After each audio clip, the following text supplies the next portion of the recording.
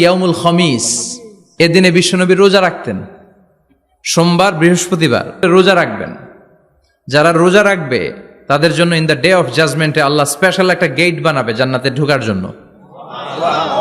ওইটার নাম হচ্ছে রাইয়ান। মান দাখালাহু লাম ইয়াজমা আবাদা। একবার who can enter within this door he will never be thirsty again.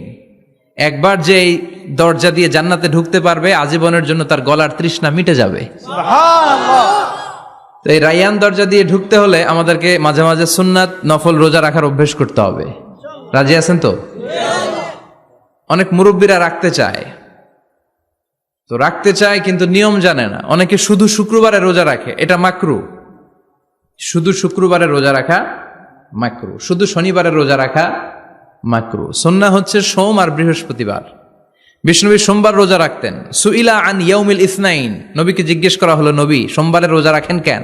বিষ্ণুনবী বলেন, ফিহি উলিদতু, এদিনে আমি জন্মগ্রহণ করেছিলাম, তাই শুকরিয়া স্বরূপ রোজা রাখি।